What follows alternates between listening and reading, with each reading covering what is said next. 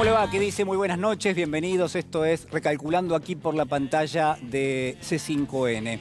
¿Cuáles son los diálogos que establecemos con el pasado? ¿Cuáles son las dialécticas que probablemente podemos entablar a través del tiempo? ¿Cuáles son los ejemplos y los mensajes que nos llegan quizás de otro momento, casi yo le diría de otra era? ¿Qué grado de utilidad tienen en nuestro presente? ¿Qué grado de paralelismos podemos establecer? Y a veces, ¿qué grado también de contrastes podemos enhebrar para hacer una lectura? En última instancia, lo que quiero preguntarle esta noche, lo que quiero que nos preguntemos, es que si es verdad que la historia la escriben los vencedores, ¿qué elementos han sido dejados de lado, han sido apartados en forma intencional, para que quizás no podamos tener una completa composición del lugar cada vez que nos metemos en una historia? ¿Qué nos está faltando? ¿Qué elementos nos han sacado de esa lectura que podemos llegar a hacer? Y en todo caso, ¿qué trabajo tendríamos que realizar en términos arqueológicos para rescatarlo como un elemento valioso? En ese sentido, quiero invitar esta noche a Charles Dickens, nada más y nada menos, este genial escritor inglés, yo le diría casi un tótem de la literatura universal, un verdadero, yo diría, protagonista de lo que es la literatura del siglo XIX, que, bueno, ha escrito muchísimas obras, por supuesto, pero hoy vamos a traer al estudio una central que para mí tiene un gran correlato con lo que está pasando en el presente, esto que se hablaba recién en el programa anterior y que está permanentemente en juego, como son los debates que tenemos, cuáles son los elementos que están incluidos en ese debate, qué discutimos y cómo en este mismo momento, y qué tipo de regresión está operando en ese sentido, tanto en lo político como en lo social. Y en ese punto, tiempos difíciles es la historia que escribió en su momento Charles Dickens, allá por el año 1854. Sé que es tarde, sé que es un ejercicio bastante esforzado, pero le pido por favor que hagamos ese esfuerzo, que hagamos ese ejercicio, que vayamos hacia atrás en el tiempo. Estamos a mediados del siglo XIX, ubíquese conmigo en esa especie de historia que todavía no está escrita, pero que sin ninguna duda nos llega a través de la literatura y nos llega a través del gran Charles Dickens. Tan importante como esta historia sobre la cual vamos a hablar es la propia vida de Dickens, porque Dickens va a llevar a sus páginas una parte fundamental de su propia historia, como es su infancia. Un Dickens que nace en el año 1812,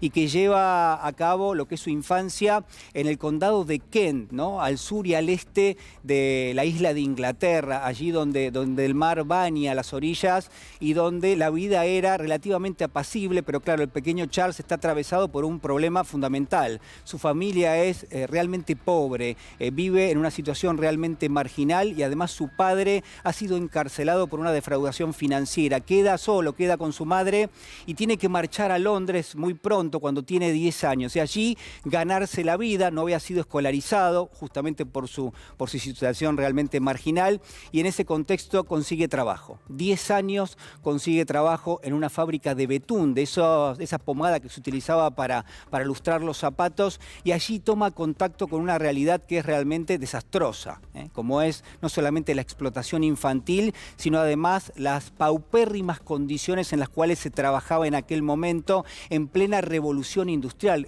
Piense conmigo en qué momento estamos, casi en la segunda fase de la revolución industrial. Londres es el epicentro mismo de esa revolución, de esa verdadera ola productivista, y en ese contexto, en medio de lo que se llama el utilitarismo, ¿no? Que es la fase previa a lo que es el capitalismo. Bueno, allí entonces el pequeño Charles tiene lo que es verdaderamente sus años de infancia. Después va a salir de ese circuito, va a entrar nuevamente en la escuela, va a recibirse, va a trabajar como periodista, y a los 25 años va a empezar a publicar y se va a hacer realmente conocido, ¿no? Con esa novela que fue Los papeles póstumos del Club Pickwick, empieza una carrera literaria realmente brillante. Los tiempos difíciles de los cuales hablamos esta noche van a plantear una situación, creo yo, sumamente importante para entender este presente, ¿no? Que es qué pasa con los sectores acomodados en ese contexto social realmente pujante y qué pasa también con aquellos sectores que son postergados, ¿no? Y lo que va a trazar es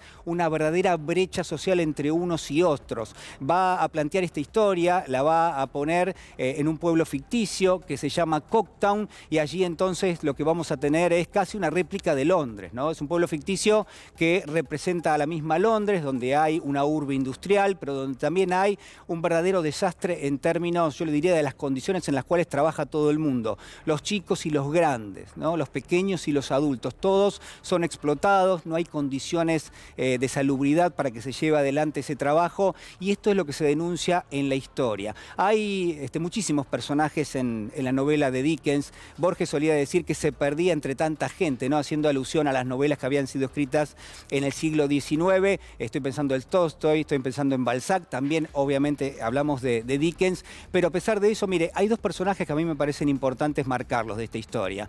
Por un lado, el señor Gradgrin, que es un docente, que es un director de escuela, que lo que va a plantear es que a los niños hay que educarlos en forma utilitaria, que son un engranaje para lo que es la maquinaria de la economía, la maquinaria en todo caso productivista, y en ese contexto es que lo que va a decir Gradgrin es incluso a mis hijos tengo que enseñarles solamente lo que van a terminar desempeñando en términos de la economía, es decir, una formación técnica exclusivamente, sacando la belleza, sacando el arte, sacando la imaginación y la creatividad. Eso se corre a un costado en términos de la educación. Del otro lado hay un banquero, hay un dueño de distintas fábricas. Por supuesto es despiadado, en la literatura de Dickens está esto, ¿no? Están los contrastes entre lo bueno y lo malo, entre lo ético y lo que es inmoral. Eso está marcado muy bien. Recuerde usted también que en aquel momento se publicaban las novelas como si fueran folletín. Cada capítulo era una especie de entrega.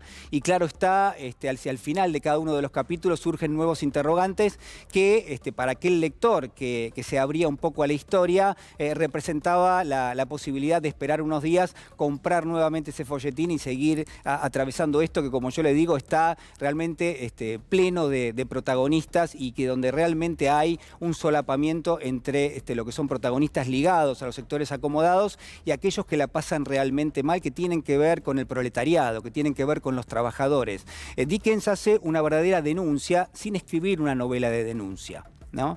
En este sentido me parece que es importante también marcarlo. Y por supuesto, al margen de esto, de la ciudad ficticia, de cómo se plantean estos escenarios donde hay muchísimos protagonistas, para mí hay algunas cuestiones que son centrales para marcar y que van a recorrer todo nuestro programa.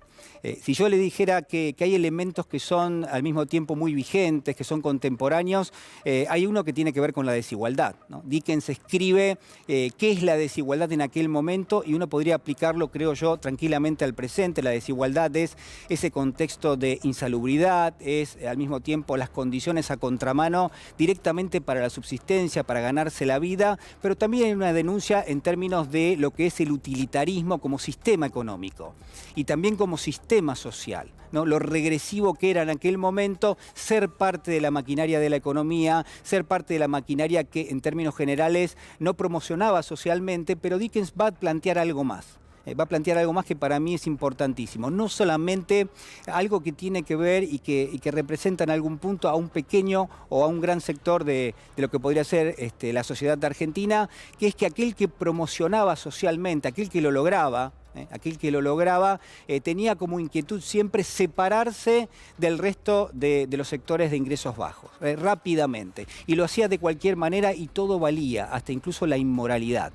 Y eso está planteado muy bien en la historia. Pero si hubiese un elemento central que quiero plantearle esta noche y que está presente hasta por contraste en la novela de Charles Dickens, tiene que ver con las categorías que él plantea para poner un parámetro en la historia. Porque lo que plantea Dickens es ni más ni menos que ese factor fundamental que es la lucha de clases. Dickens, un contemporáneo de Carlos Marx, toma ese elemento y lo plasma en una historia que es realmente fantástica. Una historia que es realmente elocuente. Y lo que plantea es ni más ni menos que la lucha de clases, esta especie de antagonismo que está presente cuando lo que se discuten son intereses, y siempre discutimos intereses, siempre discutimos intereses. Bueno, que esto está omnipresente en la vida de los hombres y mucho más en aquellos que son los más, si quiere, relegados en términos sociales, ¿no? Y que esto tenía que estar presente permanentemente. Dickens recoge ese elemento de Carlos Marx y lo muestra realmente muy bien. Y también demuestra que lo que tiene que estar presente siempre en las discusiones de carácter social es la diferencia, la brecha enorme que hay entre los ricos y los pobres. Y me pregunto yo, para terminar, si en gran medida todo esto que discutimos, lo que muchas veces estamos viendo que distintos exponentes de la derecha plantean como parte de una especie de supuesto debate, no obedece justamente a tratar de desplazar estos ejes que yo le estoy marcando, a tratar de dejar a un lado lo que verdaderamente debiera conformar como una categoría de discusión, que es la diferencia sustancial que hay entre la riqueza y la pobreza en cualquier modelo económico, pero también en la Argentina. Si esto que plantea Dickens como algo fundamental, que es la lucha de clases, trasládelo como quiera, póngale el nombre que quiera, pero la realidad es que siempre discutimos intereses, si esto no debiera estar también presente en nuestros días, y si no hay un plan, yo le diría casi macabro por parte de algunos exponentes de la extrema derecha, para que empecemos a discutir cosas que son sumamente regresivas en términos sociales en la Argentina y para la historia de las conquistas de los derechos sociales que tiene nuestro país. Si realmente no hay allí un emergente que tenemos que tener en cuenta. Miren, esta Argentina que es más desigual y que es menos inclusiva, que la regresión que significa la discusión de todas estas ideas, que es necesario debatir, pero que también es necesario dejar en claro que tienen que estar enhebradas en un contexto mucho más amplio, donde también tenemos que discutir por qué hay tanta diferencia entre la riqueza y la pobreza, por qué hay tanta brecha social y por qué sistemáticamente esa brecha se reproduce. Déjeme decirle que espero que en esta Argentina, bueno, que realmente que entremos yo le diría, en un derrotero donde nos permita seguir realizando conquistas en términos sociales y en términos de derechos. Acompáñeme, señor director.